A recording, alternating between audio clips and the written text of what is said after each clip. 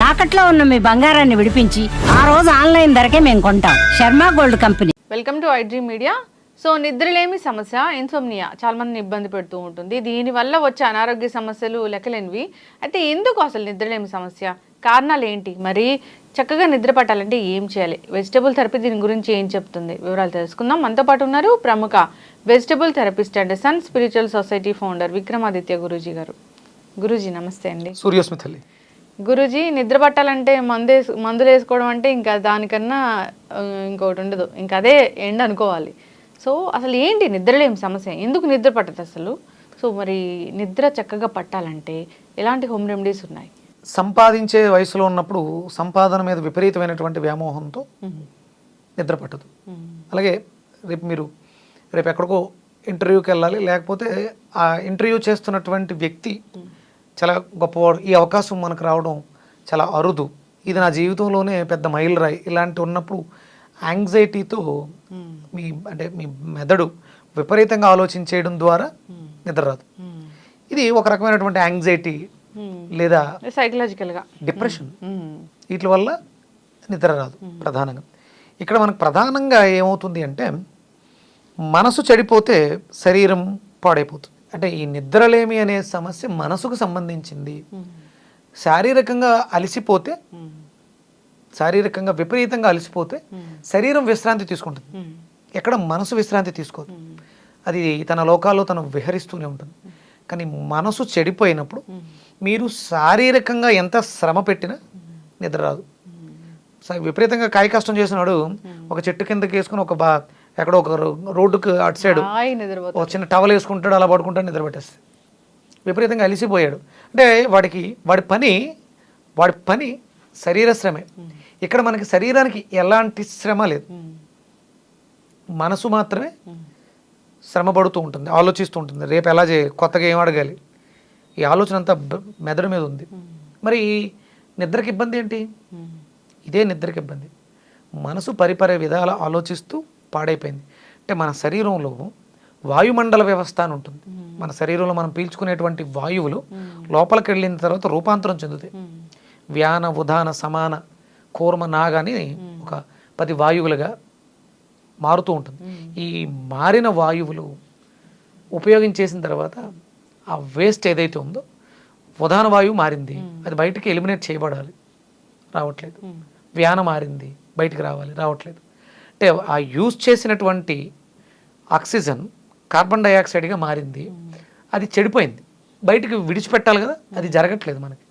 అది తలకు వెళ్ళిపోయిన తర్వాత కళ్ళు చూపుని పాడు చేస్తుంది, అదే కళ్ళకి చెవులకి వెళ్ళింది వినికిడి శక్తిని పాడు చేస్తుంది, నాస్ట్రిల్కి వెళ్ళింది ముక్కుని పాడు చేస్తుంది, నోట్లోకి వెళ్ళింది రుచిని పాడు చేస్తుంది. అంటే ఈ చెడిపోయిన వాయువు ఇన్ని పాడు చేసిన తర్వాత మెదడుకు వెళ్ళి నిద్రని పాడు చేసింది. డోపమైన్ రిలీజ్ అయితే మంచి నిద్ర వస్తుంది. డోపమైన్ రిలీజ్ అవ్వట్లేదు, హాస్యగంధులు పనిచేయట్లేదు. మనం నవ్వితే ఆనందంగా సంతోషంగా ఉంటే డోపమైన్ రిలీజ్ అయింది, హాయిగా నిద్ర పడుతుంది. అసలు నవ్వడమే లేదు, ఎదుటి వాళ్ళని ఎలా మనం తగ్గించాలని ఈ ఆలోచనలతో ఆధిపత్య పోరు నవ్వు అనేది మర్చిపోయారు. ఏదైనా ఒక మంచి కామెడీ హాస్యం పండించేటువంటి సినిమాలు ఇప్పుడు అన్నీ అవి కాదు. యుద్ధ వాతావరణం, ఆధిపత్యాలు, ఎవడు గెలిచాడు, వీటి మీదే ఉంది తప్ప ఆహ్లాదకరమైనటువంటి హాస్య సినిమాలు కానీ మనం చూడడానికి, మన వాతావరణాలు కానీ అలా లేవు. ఎక్కడికక్కడ పోటీతత్వం పెరిగిపోవడంతో ఇవి నేను సాధించలేకపోయాను, నేను అచీవ్ చేయలేకపోయాను, నన్ను అవతలవాడు అవమానించాడు, నేను ఏదో కోల్పోయాను, ఈ బాధల్లో ఎక్కువ మనం ఈ ఇన్సోమేనియాని అనుభవిస్తున్నాం. ఇక్కడ మనకి మీరు మెడికల్ టెర్మినాలజీకి వెళ్తే నిద్ర పట్టడానికి నిద్ర మాత్రలు ఇస్తారు. అవి మత్తును కలిగిస్తాయి తప్ప మీ ఆలోచనలు ఆర్టిఫిషియల్ నిద్ర అది అంతే. అంటే ఆ కాసేపు మీరు నిద్రపోయానని అనుకుంటారు, కానీ నిద్ర తాలూకు నీరసం, బద్ధకం అట్లానే ఉంటాయి, అవేమీ క్లియర్ అవ్వవు. ప్రశాంతంగా మీ అంతటా మీరు ఇంటికి వెళ్ళి శుభ్రంగా స్నానాదులు పూర్తి చేసుకుని ఏదో లైట్గా ఒక గ్లాసుడు పాలు తాగి అలా పడుకుంటే 9-9:30 కల్లా డీప్ స్లీప్లోకి వెళ్ళిపోతే పొద్దుట 3-3:30 కల్లా అద్భుతంగా మెలకు వస్తుంది, చాలా ఎనర్జెటిక్గా ఉంటారు. మీరు 7 గంటలకి మాత్ర వేసుకుని పడుకున్నా 8 గంటలకి లేచిన అంటే సుమారు 10-12 గంటలు పడుకున్నా మీరు అదే బద్ధకం, అదే చిరాకు, అదే యాంగ్జైటీ, అదే డిప్రెషను, అదే యాంగర్, ఈ ఎమోషన్స్ అన్నీ అట్లానే ఇంకొంచెం పెరిగి ఉంటాయి తప్ప తగ్గవు. దీంట్లో మనకి మార్పు రావాలి. అలా మార్పు రావాలంటే మనం తీసుకుంటున్నటువంటి ఆహారం స్వభావ సిద్ధమై ఉండాలి. స్వభావ సిద్ధం మీరు తీసుకుంటున్నట్టు ఏం తింటున్నారు మీరు గమనించుకోండి. మీరు ఏం తింటున్నారు? మీరు ఫ్రైడ్ రైస్ తిన్నారు. ఫ్రైడ్ రైస్లో ఏం స్వభావం ఉంటుంది? ఏమి ఉండదు. ఫ్రైడ్ ఉంటుంది, ఏదో క్యారెట్ వేస్తారు, బీట్రూట్ వేస్తారు, లేదా చిల్లీ చికెన్ వేస్తారు, లేకపోతే నెంబర్ ఆఫ్ రైస్ని ఫ్రై చేయడం అనేది అసలు ఎంతవరకు కరెక్ట్ గురించి? అసలు కాదు, తప్పు. అసలు అన్నాన్ని కాల్చడం అనేది చాలా తప్పు, చాలా తప్పు. అది అసలు అక్కడే తెలిసిపోతుంది ఫ్రైడ్ రైస్ అంటేనే. లోపల మనస్సు కూడా ఫ్రైడ్ అవుతుంది. ఎందుకంటే అన్నం తెల్లగా ఉంటుంది. మనసు మనం తీసుకునే ఆహారాన్ని మనస్సుకి ప్రధానంగా తీసుకుంటాం. అన్నం పరబ్రహ్మ స్వరూపం. ఫ్రైడ్ రైస్ దాంట్లో వాడు వెనిగరు, సోయా సాసు, అజినోమోటో, ఇక 100 రకాలు యాడ్ చేసి మీ ఆరోగ్యాన్ని పాడు చేస్తారు. మీకు నిద్రలేమి ఉంది, ఇన్సోమేనియా సమస్య ఉంది, మీకు కాన్స్టిపేషన్ ఉంటుంది, మీకు రెస్పిరేటరీ ఆస్తమా ఉంటుంది. ఇవన్నీ కూడా ప్రధానమైనటువంటి కారణాలు. మీ మనసు చెడిపోవడానికి మీరు తీసుకుంటున్నటువంటి ఆహారం ప్రధానమైనటువంటి కారణం. బాగాలేదు అన్నప్పుడు తిండి మానేయాలి. మనసు బాగాలేదన్నప్పుడు లంకణం పరమౌషధం. ముందు ఫస్ట్ ఆ వేస్ట్ మెటీరియల్ బయటకు వెళ్ళిపోద్ది, అప్పుడు ఆటోమేటిక్గా మనసు కుదిరిపడుతుంది. మనసు బాగాలేదన్నప్పుడు అస్సలు తినకూడదు. ఎంత ఉపవాసం ఉంటే అంత మంచిది. అప్పుడు నిద్ర పట్టే అవకాశం ఉంటుంది. అప్పుడు నిద్ర పట్టడానికి ఏం చేయాలో ఆలోచిద్దాం.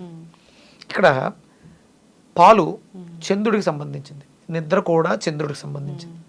మీరు మీ లైఫ్ని అంటే ఇప్పుడున్నటువంటి ఈ బిజీ లైఫ్లో వెస్టర్న్ కంట్రీ మీద ఆధారపడి జీవిస్తూ డే అంతా వర్క్ చేస్తూ నైట్ అంతా వర్క్ చేస్తూ డేలో నిద్రపోతాం. అంటే మన సిస్టమ్ ఇండియన్ నేటివిటీకి తగ్గట్టుగా ఉండాలి. ఇక్కడ సూర్యోదయ సూర్యాస్తమయాలు ఫాలో అవ్వట్లేదు, అందుకని మీ సిస్టమ్ పాడైపోయింది. మీకు డ్యూటీలు మారినాయి. మీకు డ్యూటీ మారిన తర్వాత మీ బాడీ యాక్సెప్ట్ చేయట్లేదు దాన్ని. ఇదే అలవాటైపోయింది, కంటిన్యూ ఇదే రోగం అయిపోతుంది. ఒక అమెరికా వెళ్ళి వేరే కంట్రీ వెళ్ళి ఒక వారం 10 రోజులు ఉండి ఆ 2-3 రోజులు ట్రావెల్, ఆ జెట్ లాగే మీకు పోవడానికి వారం రోజులు పడుతుంది కదా. అలాంటిది నెలలు మీరు నైట్ లైఫ్ని డేగా వర్క్ చేసి ఉదయం 4 గంటలకు 5 గంటలకు పడుకుని 11 గంటలకు లేచి లంచ్ చేసి ఈవినింగ్ వరకు ఆ జీవితం వ్యర్థం. మీరు అలా వర్క్ చేయాలి అనుకున్నప్పుడు తినకుండా వర్క్ చేస్తే అద్భుతంగా పనిచేస్తుంది. ఇక్కడ ప్రధానంగా పాలు తీసుకోవటం మానేశారు అందరూ. మనసుకు సంబంధించినటువంటిది పాలుని తీసుకోవటం మానేశారు. ఎందుకంటే పాల మీద చాలా రకాల కథనాలు, తీసుకోవాలి తీసుకోకూడదు, హార్మోన్స్ ఇంబ్యాలెన్స్ వస్తుంది, ఇట్లా చాలా రకాలు చెప్పారు. అది అంటే స్వచ్ఛమైనటువంటి దేశవాళీ ఆవు పాలుని డిమాండ్ చేయండి, సప్లై పెరుగుతుంది. ఆవు పాలు తీసుకోవడం ద్వారా ఆరోగ్యం చేకూరుతుంది. అలాగే మనం వాడే ఆహారాల్లో నెయ్యి అనేది మనకి చాలా అద్భుతమైనటువంటి వరం. మనకి వేదం ఏం చెప్పిందంటే మాంసం వృద్ధతే మాంసం, అంటే మాంసాహారం తింటే మాంసం వృద్ధి చెందుతుంది. ఒట్టి మాంసం వృద్ధి చెందుతుంది అంతే. మాంసం వృద్ధతే మాంసం, మృతం వృద్ధతే మృతం. అదే అది మృత కణం. ఏదైతే తింటున్నామో అది దాన్ని వృద్ధి చేసుకుంటుంది. శాస్త్రం చెప్పింది ఘృతం వృద్ధతే బుద్ధి అంది. నెయ్య మీ బుద్ధిని ప్రచోదనం చేస్తుంది, వృద్ధి చేస్తుంది.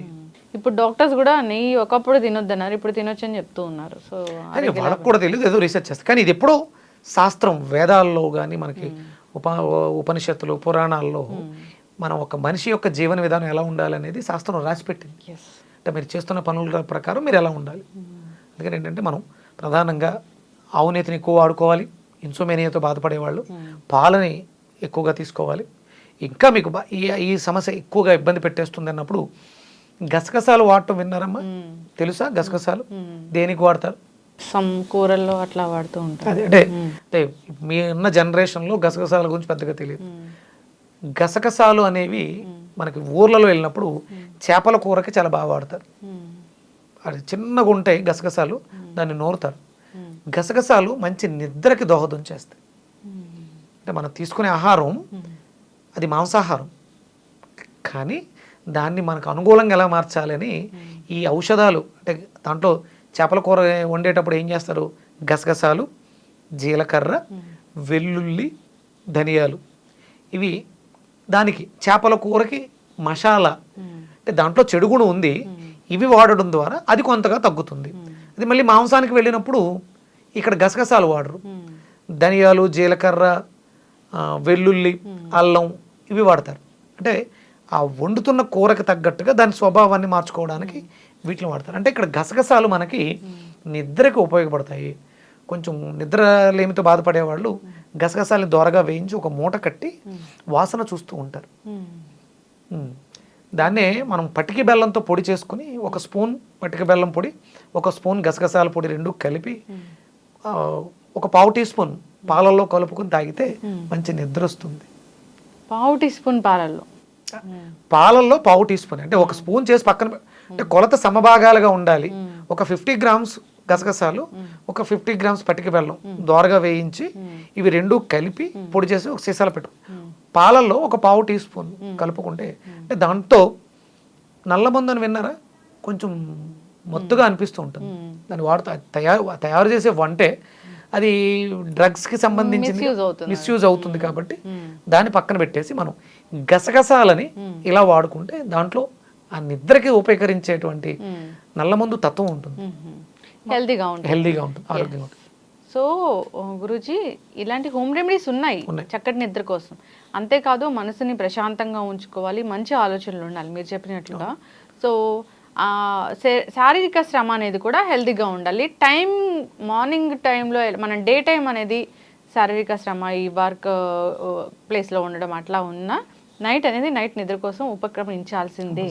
జనరల్గా ఇలాంటి నైట్ షిఫ్ట్లు ఇలా ఉండడం వల్ల మొత్తం క్లాక్ అంతా పాడైపోతుంది, బయోమెట్రిక్ క్లాక్ మొత్తం పాడైపోతుంది.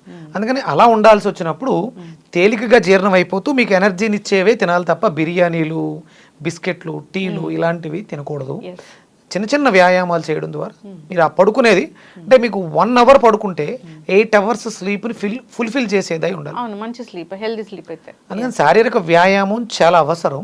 డేలో ఎక్కువసేపు పడుకుని ఉండడం కన్నా 1 గంట శరీరానికి వ్యాయామం ఇచ్చి పడుకుంటే, ఎక్సర్సైజ్ చేసిన తర్వాత శరీరం రిలాక్స్ తీసుకుంటుంది. ఆ రిలాక్స్లో 1 అవర్లో 8 అవర్స్ స్లీప్ వచ్చేస్తుంది. అది మెడిటేట్ చేయడం అలవాటు చేసుకుంటే ఈ సమస్య నుంచి బయటపడే అవకాశం ఉంటుంది. ఎస్, ఖచ్చితంగా గురూజీ చాలా చక్కగా చెప్పారండి. నిద్రలేమి సమస్య వల్ల చాలా రకాల అనర్థాలే జరుగుతున్నాయి, చాలా రకాల అనారోగ్య సమస్యలు వస్తూ ఉన్నాయి. మైండ్ బాగోదు, సో అలసటగా ఉంటుంది, వర్క్ చేయలేరు, అండ్ రకరకాల బీపీలు, షుగర్లు ఇలాంటివి హెల్త్ ఇష్యూస్ కూడా చాలా మటుకు దీనివల్లే వస్తున్నాయని చెప్తూ ఉన్నారు. పూర్తిగా మాంసాహారాన్ని విడిచిపెట్టేయాలమ్మా. ఎవరైతే ఇన్సోమేనియాతో ఉన్నారో వాళ్ళు పూర్తిగా మాంసాహారాన్ని విడిచిపెట్టేసి సాత్విక ఆహారానికి వచ్చేస్తే వాళ్ళకి ఈ సమస్య నుంచి బయటపడడానికి ఎక్కువ అవకాశం. ఎస్, ఖచ్చితంగా గురూజీ చాలా చక్కగా చెప్పారండి. అందరు కూడా పాటించాలని కోరుకుందాం, ఎందుకంటే అందరికీ నిద్రలేని సమస్య ఉంది కాబట్టి. హోమ్ రెమెడీస్ కూడా చాలా చక్కగా చెప్పారు. సో న్యాచురల్ వేస్లో నిద్ర కోసం చక్కటి హోమ్ రెమెడీస్ అని చెప్పుకోవచ్చు. చక్కటి ఇన్ఫర్మేషన్ అండి, ధన్యవాదాలు. సూర్యస్మితల్లి.